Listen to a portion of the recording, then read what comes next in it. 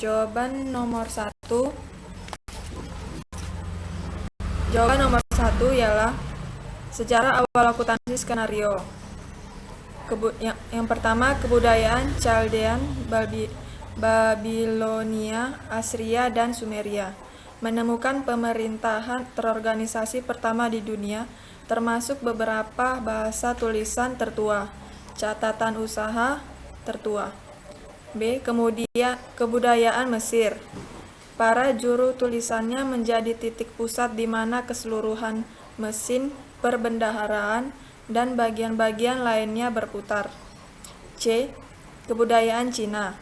Akuntansi pemerintahannya memainkan peranan yang vital dan rumit pada dinasti Zhou. D. Kebudayaan Yunani. Memperkenalkan sistem akuntansi pertanggungjawaban terperinci. E. Kebudayaan Romawi. Terdapat hukum yang mengharuskan para pembayar pajak membuat pelaporan mengenai posisi keuangan mereka. Skenario lainnya, secara ilmiah, penemu pertama akuntansi akan berasal dari para pedagang yang pertama atau orang-orang Arab. Selain Arab, Italia juga menjadi pangkal perdagangan yang ikut memperkenalkan metode pencatatan rekening, yaitu pencatatan perpasangan. Jawaban soal nomor 2. Perbedaan GAAP dan IFRS. GAAP. Yang pertama, dalam metode penilaian persediaan, mengenal metode FIFO, LIFO, dan average. 2. Urutan laporan, aset, liability, stockholders, equity. 3. Urutan pada aset, current dan non-current. 4.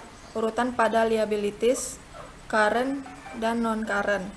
5. Berbasis aturan. 6. Mengukur nilai aset menggunakan nilai historis. 7. Penyajian nilai aset tetap di dalam laporan posisi keuangan berdasarkan nilai historis. Sedangkan IFRS, yang pertama, mengenal metode FIFO dan average. Kedua, urutan laporan adalah aset, stockholder, equity, liabilities. 3. Urutan pada aset, yaitu non-current dan current.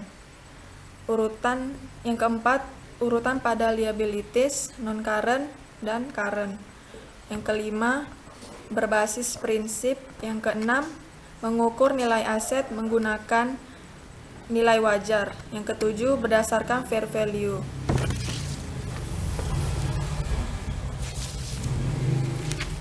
Jawaban untuk soal nomor 3. Yang pertama, ada comparability. Adalah laporan keuangan harus dibandingkan dengan laporan keuangan dari perusahaan lain yang sejenis atau dapat dibandingkan dengan laporan keuangan sebelumnya. Yang kedua, ada verifiability. Adalah laporan keuangan harus dapat diverifikasi oleh akuntan-akuntan lain dengan metode yang sama dapat diuji. Yang ketiga, ada timelines. Adalah laporan keuangan disajikan secara tepat waktu, yaitu sebelum keputusan akan dibuat. Yang keempat, ada understandability, yaitu harus dapat memahami orang-orang yang mengerti masalah akuntansi dan bisnis atau oleh orang-orang yang ingin mempelajari dan menganalisis informasi yang disajikan. Untuk jawaban nomor 5, jawaban nomor 4, ada 4 tingkat dalam kerja konseptual framework. Tingkat yang pertama ada tujuan, tingkat yang kedua ada elemen-elemen dan karakteristik kualitatif. Tingkatan yang ketiga ada kriteria pengukuran laporan keuangan versus pelaporan keuangan. Lalu ada pengakuan. Tingkatan yang keempat ada pelaporan penghasilan, pelaporan arus kas dana dan likuiditas, dan pelaporan posisi keuangan. Tingkatan yang pertama itu tujuannya untuk menunjukkan sasaran dan maksud dari akuntansi. Tingkat kedua ini terdiri dari hal-hal yang fundamental meliputi karakteristik kualitatif, dari informasi akuntansi dan definisi elemen-elemen dalam laporan keuangan. Tingkatan yang ketiga, terdapat pedoman operasional yang digunakan oleh akuntan dalam menentukan dan menerapkan standar akuntansi yang meliputi kriteria pengakuan, laporan keuangan versus pelaporan dan pengukuran. Lalu ada tingkatan yang keempat, terdiri dari mekanisme penyajian yang digunakan oleh akuntansi untuk menyampaikan informasi akuntansi yang meliputi pelaporan penghasilan, pelaporan arus kas, dana dan likuiditas, dan pelaporan posisi keuangan.